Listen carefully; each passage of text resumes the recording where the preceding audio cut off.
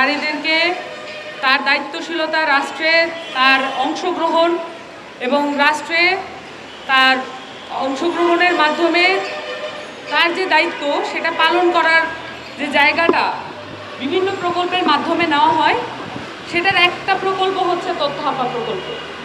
এবং এই প্রকল্পের মাধ্যমে কিন্তু বাংলাদেশের গ্রামীণ নারীদের একটা বড় অংশ উপকৃত হচ্ছে। এবং এই নারীদের অনেক সময়ই দেখা গেছে একটা প্রভাবশালী ফ্যামিলির কাছে যাওয়া, প্রভাবশালী রাজনৈতিক জায়গায় যাওয়া এতটা সহজ নয়। যতটা সহজে আমাদের তথ্য আপাদের সাথে তারা কথা বলতে পারেন, আমাদের তথ্য আপাদের সাথে তারা নিজেদের জায়গাটা শেয়ার করতে পারেন, এইটা অনেক ক্ষেত্রেই আমাদের গ্রামীণ নারীদের পক্ষে সম্ভব হয় না।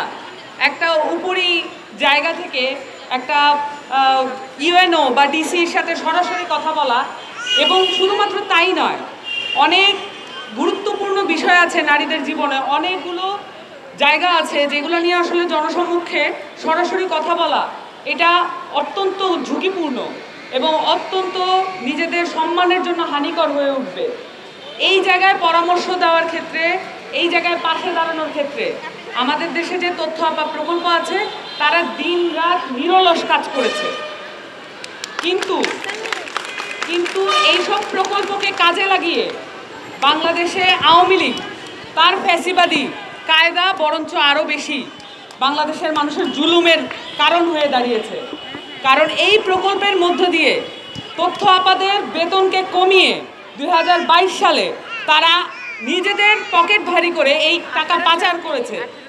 2018 সাল থেকে তারা এই তথ্য আপাদের বেতনকে কমিয়ে তারা নিজেদের পকেট ভারী করেছে। এই টাকা কোথায় গেছে সেটার তথ্য আমরা জানি না, এটা নিয়ে কোনো তদন্ত হয় নাই।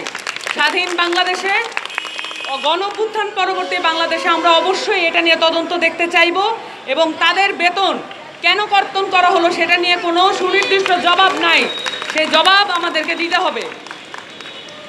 কত বড় বড় পোস্ট আছে সরকারের, কত বড় বড় প্রকল্প আছে, সেখানে বিদেশি কর্মকর্তারা এসে নিয়োগ পায়, সেখানে বিদেশি কর্মকর্তারা বিশাল বিশাল বেতনে চাকরি করে, কিন্তু সেটা নিয়ে কোনো কথা হবে না।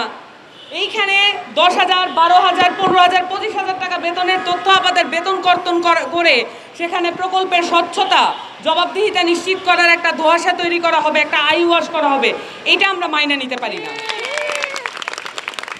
তথ্য আপা প্রকল্প যদি এখানে কোনো সংযোজন বিয়োজনের প্রয়োজন থাকে, সেটা সংশ্লিষ্ট সকল কর্তৃপক্ষ এবং অংশীদার যারা আছেন এবং এইখানে যারা নেতৃত্বস্থানীয় আছেন এই আন্দোলনে সকলকে সাথে নিয়ে সেটা সমাধান করা সম্ভব। সেটার জন্য শুধুমাত্র সরকারের সদিচ্ছা প্রয়োজন।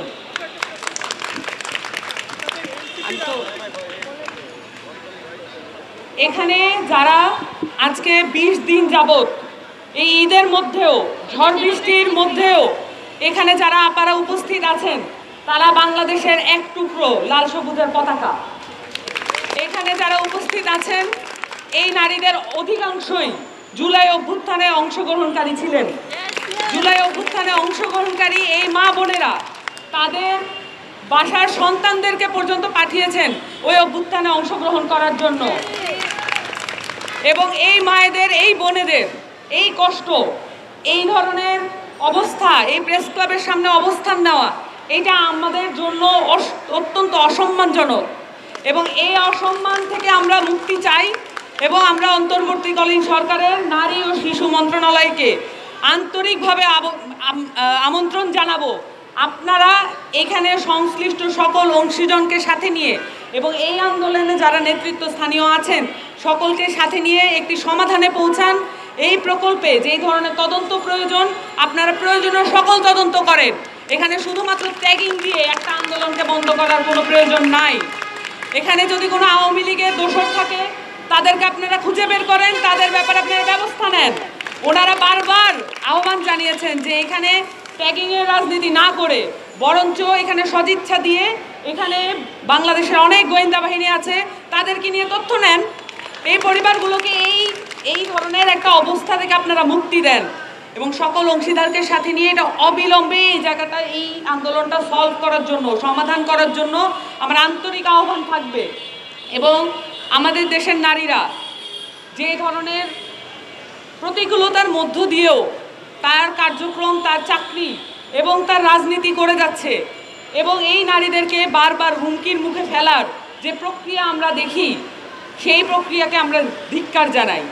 এবং আমরা তথ্য আঁকা প্রকল্প সহ যেসব প্রকল্পে নারীদের ক্ষমতায়ন শুধু নয়, নারীদের সমাজে দায়িত্ব এবং অংশগ্রহণ সেটা নিশ্চিত করার জন্যে যারা যারা যেই নারীরা কাজ করে যাচ্ছেন তাদেরকে বরঞ্চ আমাদের উৎসাহ দেওয়া প্রয়োজন।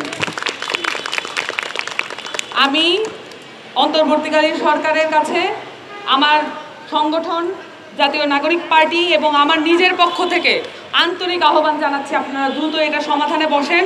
আমাদের এখানে নেতৃত্বস্থানীয় যে আপারা আছেন তারা অত্যন্ত উইলিং, অত্যন্ত সাহায্য সহযোগিতা মনোভাবপূর্ণ, এবং তারা আপনাদের সাথে আলোচনায় বসতে উদ্গ্রীব আছেন।